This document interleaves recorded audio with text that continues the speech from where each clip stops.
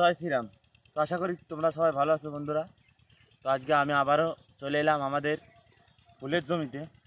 সাধারণত ফুলের জমিতে যে রোদ্দুর দিচ্ছে তার জন্যই 4 থেকে 5 দিন অন্তর অন্তর জমিতে সেচ দেওয়া লাগে, না হলে জমি শুকিয়ে গেলে ফুলের চারা মারা যাবে।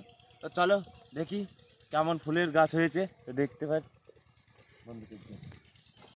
তো বন্ধুরা, তো দেখতেই পাচ্ছ ফুলের গাছের ডগা খুব পরিমাণে দিয়েছে, প্রত্যেকটা গাছে প্রচুর পরিমাণে ডগা দিয়েছে। কিন্তু এই রোদ্দুর প্রচুর হওয়ার কারণে আমাদের এই ফুলের জমিতে অনেক চারা মারা গিয়েছিল। তখনই দেখতে পাচ্ছ এখানে অনেক চারা নেই। তো এখানে একটা দিয়ে যেতে হবে, এখানে একটা দিতে হবে, আর এখানে একটা আছে। তো পরবর্তী সময় আমরা প্রায় 1000 চারা এই জমিতে লাগিয়ে দিয়ে আবার ফুল খুব সুন্দর হবে আশা করা যাচ্ছে।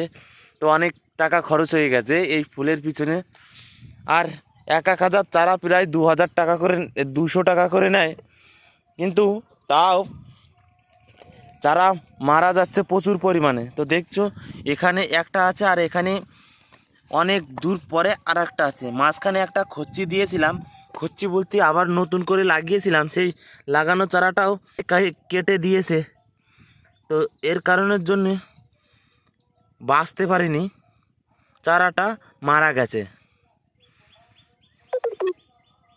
তো সাধারণত যারা ফুল চাষ করে থাকো তারাই বুঝতে পারবে যে এখনের ফুল চাষ খুব কঠিন হয়ে যাচ্ছে। কারণ শীতের সময় ফুলটা লাগিয়ে দিলেই হয়ে যায়, কারণ তখন রোদটা কম থাকে, আর রোদটা কম থাকার কারণে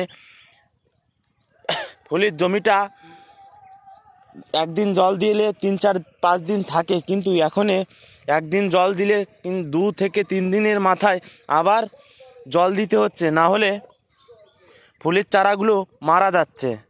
আর পরবর্তী সময় আরও 1000 চারা এসে আমি এনে জমিতে লাগিয়ে দিয়েছিলাম, তাও অনেকগুলো চারা বেঁচেছে আর অনেকগুলো চারা মারা গেছে।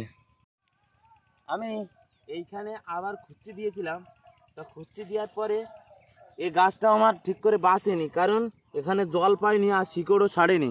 না ছাড়ার কারণে আর ডোকাটা খুব শক্ত ছিল, এই জন্যতে ঠিক করে শিকড় ছাড়তে পারিনি, বিদায় চারাটা মারা গেছে। আর চারা এখানে আবার নতুন করে লাগাতে হবে। তো সাধারণত তোমাদের যদি অনেক গাছ থেকে থাকে তা তোমরা কাজ করতে পারো, এই তোমারই গাছের থেকে যে কোনো গাছ থেকে 1-2টো চারা কেটে যেখানে যেখানে ফাঁকা আছে সেখানে সেখানে যখন জল দেবে তখনই লাগিয়ে দেবে, তাহলে তোমার চারাটা বেঁচে যাবে। আর সাধারণত এই চারা মরে না, কারণ এ খুব নকনকে চারা, দেখতে পাচ্ছ খুব জালি চারা, এই জন্য তো তাড়াতাড়ি শিকড় দেবে। যখন জল দেবে তখনই লাগাবে, তার আগে না লাগালে বাঁচবে না। যখন জল দেবে তখনই লাগাবে।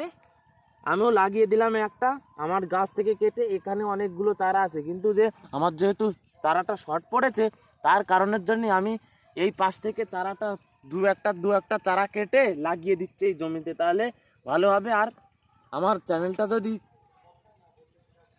ভিডিওটা যদি ভালো লেগে থাকে তাহলে অতি অবশ্য আমার চ্যানেলটা সাবস্ক্রাইব করে দেবে।